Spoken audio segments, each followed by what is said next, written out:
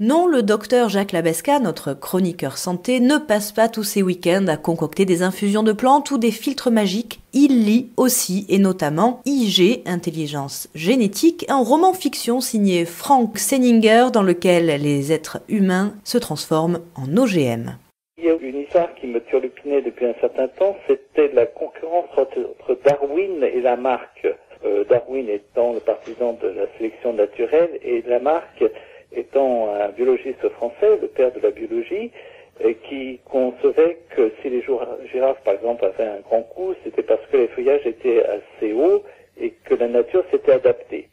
Et donc j'ai voulu un peu réhabiliter Lamarck et puis fouiller un petit peu à l'aune des dernières découvertes en biologie moléculaire s'il n'y avait pas une espèce d'intelligence génétique qui fait que les espèces s'adaptaient. Alors donc, mais rappelons que vous êtes médecin. Est-ce que votre exercice médical vous a guidé la plume? Ma formation de médecin, pas l'exercice médical en tant que tel, parce qu'on est confronté à des maladies et des personnes... alors c'est vrai qu'il y a des personnes qui guérissent et des personnes qui guérissent pas, mais l'idée de mon livre, c'était ce que la nature met des milliers d'années à effectuer, parce qu'on ne ressemble pas à l'homme de Néandertal, et pourtant on est quand même des êtres humains, tout comme l'homme de Néandertal, mais on s'est adapté. Et ce que la nature mettait des milliers d'années à faire, j'ai trouvé une molécule qui existe, qui s'appelle le trithorax, qui permet de libérer certains gènes pour mieux permettre une adaptation. Mais alors, c'est un livre rousseauiste ou c'est un livre génétique? Ah, c'est un livre... non, c'est plutôt un livre sur l'intelligence génétique, que la nature a sa propre intelligence, qu'elle arrive finalement à composer avec des difficultés et à s'en sortir toujours. Je trouvais amusant le fait que ça se passe non pas à l'échelle de plusieurs milliers d'années, mais à l'échelle de quelques jours simplement pour une meilleure adaptation et de voir ce qui se passait.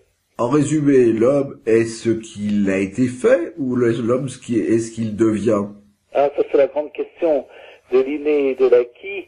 Est-ce qu'on est un petit peu le produit de nos gènes ou est-ce qu'on finalement le produit de notre expérience? Moi j'aurais plutôt tendance, au début je disais les deux, et puis plus je réfléchis, et ce livre a aidé à la réflexion, je crois qu'on est plus le produit de notre expérience, même physiquement, c'est quelqu'un qui fait par exemple des arts martiaux va être mieux charpenté que quelqu'un qui fait par exemple du golf. Donc il y a une adaptation qui semble évidente comme ça. Alors la seule chose c'est que on pensait jusqu'à maintenant que les caractères acquis n'étaient pas transmissibles et la révolution de ces dernières années montre que ce n'est pas le cas, qu'il y a une espèce d'empreinte génétique, ce qu'on appelle l'épigénétique, qui fait que certains caractères quand même passeraient, non pas par l'ADN, mais par une autre forme qu'on appelle l'ARN, qui passerait quand même dans le cytoplasme et serait transmissible au moins en partie. Alors rappelons pour nos lecteurs, nos auditeurs, que ceux qui veulent se poser la question et avoir des débuts de réponse peuvent se faire plaisir en lisant votre thriller qui s'appelle Intelligence génétique et qui est publié aux éditions Anne Fortas. Nous vous remercions.